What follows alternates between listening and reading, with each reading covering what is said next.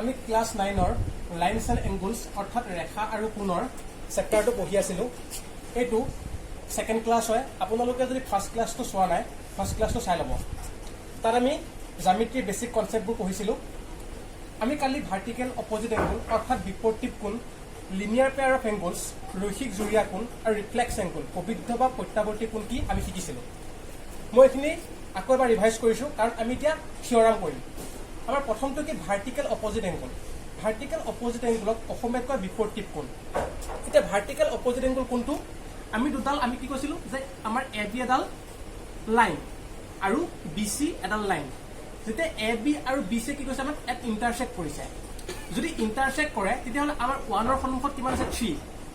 গতিকে কি হ'ব? 1ৰ সন্মুখত 3 আছে, গতিকে এংগুল 1 ইকুৱেল এংগুল 3 হ'ব আমাৰ কি? Vertical opposite angle. আৰু এংগুল 2 সন্মুখত কি আছে? 4। গতিকে এংগুল 2 ইকুৱেল এংগুল 4 হ'ব আমাৰ কি? ভাৰ্টিকেল অপজিট এংগুল অৰ্থাৎ বিপৰীত কোণ। এইটো কালি মই পঢ়াইছিলোঁ। তাৰপিছত আহিল linear pair of angles. Linear pair of এংগুলছক অসমীয়াত কয় ৰৈখিক জুৰীয়া কোণ। মই কালি কি কৈছিলোঁ? আমাৰ এডাল লাইন আছিলে, এই লাইনডাল আমি কি কৰিছিলোঁ? এই লাইনডালক আমি দুটা ভাগ কৰিছিলোঁ। এনেকৈ আমি দুটা ভাগ কৰিছিলোঁ। যেতিয়া আমি দুটা ভাগ কৰিছিলোঁ, তাত কি হৈছিলে? Angle A O' B plus angle B O' C equal আমি 180 ডিগ্ৰী পাইছিলোঁ। অৰ্থাৎ আমি ইয়াৰ পৰা কি গম পালোঁ যে আমি যদি এডাল লাইনক দুটা ভাগ কৰোঁ, তেতিয়াহ'লে কি হ'ব? Angle A O' B plus angle B O' C equal 180 degree হ'ব। আৰু ইয়াক কি বুলি কোৱা হয় ইংলিছত? লিনিয়াৰ পেয়াৰ অফ এংগুলছ বুলি কোৱা হয়। এইটো মষ্ট ইম্পৰ্টেণ্ট, এইটো মনত ৰাখিব লাগিব। তাৰপিছত 3 নম্বৰত আহিছিল ৰিফ্লেক্স এংগুল, অসমীয়াত কয় প্ৰবৃদ্ধ বা প্ৰত্যাৱৰ্তী কোণ। ৰিফ্লেক্স এংগুল কি? আমাৰ ৰিফ্লেক্স এংগুল আছে আমাৰ এইখিনি, থিতাটো আছে আমাক ৰিফ্লেক্স এংগুল। আমাক কেতিয়াবা কুৱেশ্যনত ৰিফ্লেক্স এংগুল উলিয়াবলৈ আহে। যদি আমাক এই এক্সৰ মানটো দিয়া হৈ থাকে, তেতিয়া আমাক যদি কয় ৰিফ্লেক্স এংগুল উলিওৱা, প্ৰবৃদ্ধ কোণ উলিওৱা, তেতিয়া আমি কি কৰিম? এংগুল থিতা ইকুৱেল 360 মাইনাছ এক্স। অৰ্থাৎ আমি 360 পৰা যদি আমি এক্সটো মাইনাছ কৰি দিওঁ, তেতিয়া আমি কি পাম? ৰিফ্লেক্স এংগুল পাম। আমি কালি এই 3টা কনচেপ্ট পঢ়িছিলোঁ।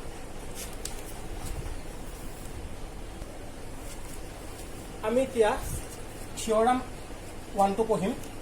থিয়ৰাম 1টোত দিছে when two lines are intersect each other then their vertical opposite angles are seen. এইটো আমাক পৰীক্ষাত প্ৰুভ কৰিব আহে, গতিকে আপোনালোকে এইটো ভালকে চাব। অসমীয়াত যদি দুডাল ৰেখাই পৰস্পৰ কটাকটি কৰে, তেন্তে বিপৰীত শীৰ্ষ কোণবিলাক সমান বুলি আমাক কি কৈছে? প্ৰমাণ কৰিব দিছে। এতিয়া আমি কি কৰিম? প্ৰুভ কৰিম।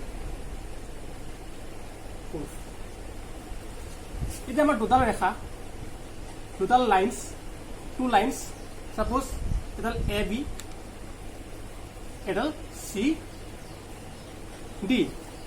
এতিয়া এই এ বি আৰু চি ডি দুডাল লাইন আছিল, এই লাইন দুডালে কি কৰিলে? ইণ্টাৰচেক্ট কৰিলে এট পইণ্ট অ'। এতিয়া মই এইখিনি লিখি দিছোঁ, lines A B and B C intersect at O. অসমীয়াত কি হ'ব? ৰেখা এ বি আৰু বি চিয়ে অ বিন্দুত কটাকটি কৰিছে। We have to prove that কি কৰিব লাগে? আমাক কি কৰিব দিছে? ভাৰ্টিকেল অপজিট এংগুলটো আমাক কি কৰিছে? চেম বুলি ক'ব দিছে। এতিয়া আমি অলপ আগত পঢ়ি আহিছিলোঁ, ভাৰ্টিকেল অপজিট এংগুল মানে কি? Angle A O' C, angle A O' C equal angle B O' D, equal angle B O' D. ঠিক তেনেকে angle A O' D, angle A O' D equal angle B O' C. আমি অলপ আগত শিকি আহিছোঁ, এইটো angle equal এইটো angle. আমাক এটা প্ৰুভ কৰিব দিছে। নাও আমি কি দেখি আছোঁ? আমি যদি এ বি ৰেখাডাল যদি লওঁ, আমি যিডাল এ বি লাইন, এই যদি এ বি লাইনডাল লওঁ, তেতিয়া এ বি লাইনডালক এই যিডাল অ' চি, এই অ' চি কি কৰি আছে? দুটা ভাগ কৰি আছে। এটা কি এংগুল এ অ' চি আৰু এটা কি এংগুল বি অ' চি। কি হৈ আছে? Angle A O' C plus angle B O' C equal 180 degree হৈ আছে। কাৰণ কিয়? এংগুল এ বি যিডাল আমাৰ লাইন আছিলে, এই লাইনডাল 180 ডিগ্ৰী হৈ আছিল। যেতিয়া অ' চি যিডাল আমাৰ ৰেডাল আহি গ'ল, তেতিয়া কি হ'লে? অ' চিয়ে এ বি তাক দুটা ভাগ কৰি দিলে। গতিকে কি হৈ গ'ল? Angle A O' C plus angle B O' C equal 180 degree. ইয়াক ইংলিছত কি বুলি কোৱা হয়? Linear pair of angle. Linear pair of angles. অসমীয়াত কি কয়? ৰৈখিক জুৰীয়া কোণ। ঠিক তেনেকৈ আমি এতিয়া কি পালোঁ angle AOC plus angle BOC 180 degree তুমি ইকুৱেশ্যন নম্বৰ 1 দিলোঁ আকৌ এতিয়া যদি আমি চাওঁ এবাৰ এই AB ৰেখাডাল আকৌ AB ৰেখাডাল চাবা AB নালাখোঁ আমি এবাৰ চাম এইটো চাম কি আছে আমাৰ এডাল CD ৰেখাডাল CD ৰেখাডাল কি আছে আমাৰ যিডাল OB এই OB এ CD কি কৰিলে দুটা ভাগ কৰিলে এটা কি কৰিলে আমাৰ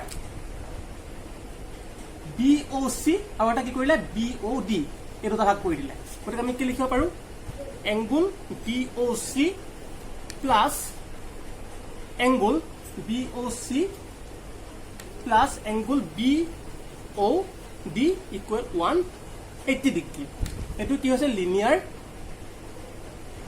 pair of এংগুলছ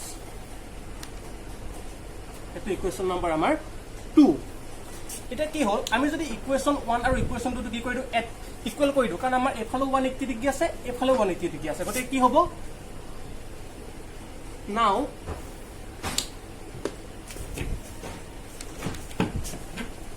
now from equation 1 and 2 কি পাম angle AOC plus angle BOC equal angle BOC plus angle BOD এটা angle plus BOC কি হৈ যাব কেনসেল আউট হৈ যাব therefore আমি কি পালো angle AOC equal angle BOD আমাক যেটো আমাক কি কৰিছিল প্ৰুফ কৰিব দিছিল গতিকে আমি এটো পাই গলো গতিকে কি হ'ব হেন্স প্ৰুফ অৱশ্যে এক আৰু এটা আছে angle AOD plus equal angle BOC এটো সেম হ'ব আপোনালোকে এটো কৰি চাব কেতিয়াবা যদি পৰীক্ষাত দুইটা এটো সিমিলাৰলি বুলি লিখি থৈ আহিলেও হৈ যায় আৰু আপোনালোকে এটো নিজেও চালে কৰিব পাৰিব জাস্ট কি হ'ব লিনিয়াৰ পেয়াৰ অফ এংগলছ দিয়ে এটা আমি কি কৰিব পাৰিম প্ৰমাণ কৰিব পাৰিম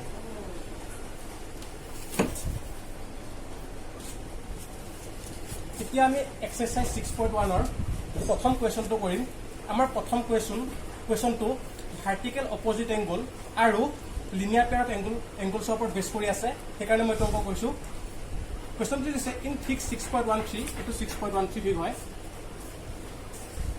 lines AB and CD intersect এটো আমাৰ যেটা AB আৰু CD এই লাইনডাল intersect কৰিছে O if angle AOC plus BOE যদি আমাক angle AOC আৰু BOE to 70 ডিগ্ৰী দিয়া আছে and BOD 40 ডিগ্ৰী দিয়া আছে তেনে আমাক কি উলিয়াব দিছে find BOE মানে কোনখিনি উলিয়াব দিছে আমাক এখিনি উলিয়াব দিছে and reflex COE আমাক উলিয়াব নেকিছে reflex মানে পবিদ্ধ কোন উলিয়াব দিছে অৰ্থাৎ কি উলিয়াব দিছে আমাক এই কোনখিনি আমাক উলিয়াব দিছে আমি এই কোৱেশ্চনটো এটা কৰিব দিছে এটা আমি কি কৰিম সলিউশন কৰিম এটা আমাক গিভেন দিয়া আছে কি angle AOC plus angle BOE equal 70 degree আমাক এটো গিভেন দিয়া হৈ আছে আৰু কি দিয়া আছে angle BOD equal 40 ডিগ্ৰী এতিয়া আমি ইয়াত দেখি আছো যে আমাৰ যেটো angle BOD এংগলটো BOD আৰু angle AOC এই এংগলটো কি আছে ভাৰ্টিকেল অপজিট এংগল আমাৰ দুটা BOD আৰু AOC কি vertical opposite angle since angle BOD equal angle AOC vertical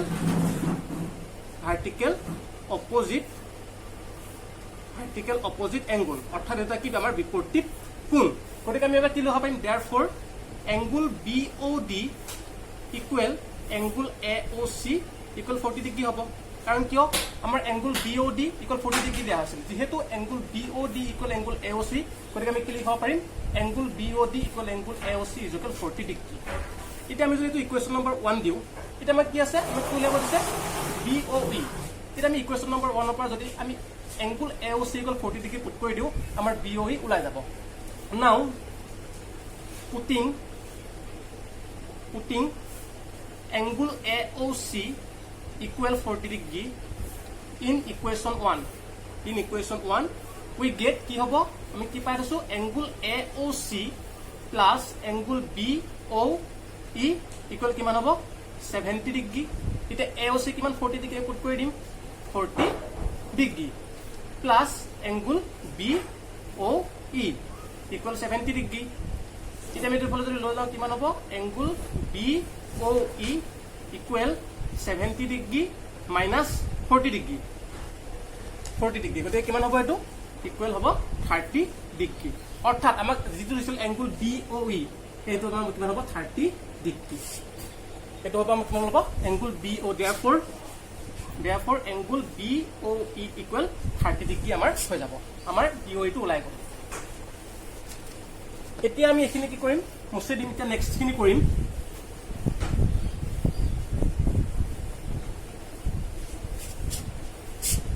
solution এতিয়া আমি কি পাই গলো আমাক কি দিয়া আছিলে angle A O C plus angle B O E equal আমাক কিমান দিয়া হৈছিলে 70 ডিগ্ৰী ঠিক তেনেকৈ এংগুল বি অ ডি ইকুৱেল আমাক কিমান দিয়া হৈছিলে 40 ডিগ্ৰী আৰু আমি কি পাই গলো এংগুল বি অ ই ইকুৱেল কিমান পাই গলো 30 ডিগ্ৰী আমি এইখিনি পাই গলো এতিয়া আমাক কি উলিয়াব লাগে আমি যদি এই এংগুল চি অ ইখিনি উলিয়াই ল'ব পাৰো আমাৰ এনচাৰটো ওলাই যাব কাৰণ আমি চি অ ই উলিয়াব পাৰিলে আমি কি কৰি দিম 360 মাইনাছ চি অ ই অৰ্থাৎ যদি এক্স ধৰো এই এক্সটো যদি আমি উলিয়াব পাৰো আমাৰ এনচাৰটো ওলাই যাব এতিয়া আমি তাৰ কাৰণে কি কৰিম এতিয়া আমাৰ যিডাল এ বি ৰেখা এই এ বি ৰেখাডালক আমি এডাল ৰে আহিল অ চি এডাল ৰে আৰু অ ই এডাল ৰে অ চি কি কৰিলে এ অ চি লিখি দিছো কি হৈছিলে angle A O C plus angle C O E plus angle B O E equal আমাৰ কিমান হ'ব 180 ডিগ্ৰী হ'ব কাৰণ আমাৰ যিডাল এ অ বি আছে এই ৰেখাডাল কি হৈছে তিনিটা ভাগত ভাগ হৈ আছে এটা কি এ অ বি প্লাছ চি অ বি প্লাছ বি অ ই এই তিনিটা মিলি পেলাই কিমান হৈছে 180 ডিগ্ৰী হৈ আছে এতিয়া আমি কি পাই থৈছো angle A O C plus B অ ই কিমান 70 ডিগ্ৰী গতিকে আমি কি কৰি দিম angle A O C plus angle B অ ই অৰ্থাৎ আমি এইটো এৰেঞ্জ কৰিছো plus C O E equal 180 degree এইটো কি হ'ব এৰেঞ্জিং কৰি দিলো এতিয়া কি হ'ব angle A O C B অ ই কিমান 70 ডিগ্ৰী পুট কৰি দিম সেইটো কি হ'ল 70 degree plus angle C O E equal কিমান হ'ব 180 ডিগ্ৰী therefore আমি কি পাই গলো angle C O E equal কিমান পাই গলো 180 মাইনাছ 70 ইকুৱেল কিমান পালো 110 ডিগ্ৰী অৰ্থাৎ আমি এংগুল চি অ ই এক্স ইকুৱেল আমি কিমান পাই গলো 110 ডিগ্ৰী 110 ডিগ্ৰী এতিয়া আমাৰ কি ওলাইছে ৰিফ্লেক্স চি অ ই ওলাব অৰ্থাৎ পবিত্ৰ C O E reflex therefore reflex REFLEX reflex C O E equal কিমান হ'ব কালি ফৰ্মুলাটো মই দিছিলো কিমান আছিলে 360 মাইনাছ এক্স এতিয়া এক্সৰ জেগাত আমাৰ কিমান আছে 110 ডিগ্ৰী অৰ্থাৎ এক্সটো কি আমাৰ চি অ ই আমি তো এনেকৈ লিখিব পাৰো এংগুল চি অ ই গতিকে কিমান হ'ব 360 মাইনাছ 110 ডিগ্ৰী ইয়াৰ পৰা আমাৰ কিমান হ'ব 052 ডিগ্ৰী অৰ্থাৎ আমাৰ যিটো পবিত্ৰ চি অ ই উলিয়াব দিছিল সেইটো হ'ব আমাৰ 250 ডিগ্ৰী আজি মই এইখিনিতে ক্লাছটো শেষ কৰিলোঁ ইয়াত যদি কিবা সুধিব লগা থাকে আপোনালোকৰ তেতিয়া কমেণ্ট ছেকশ্যনত জনাব আৰু চেনেলটো ছাবস্ক্ৰাইব কৰিব থেংক ইউ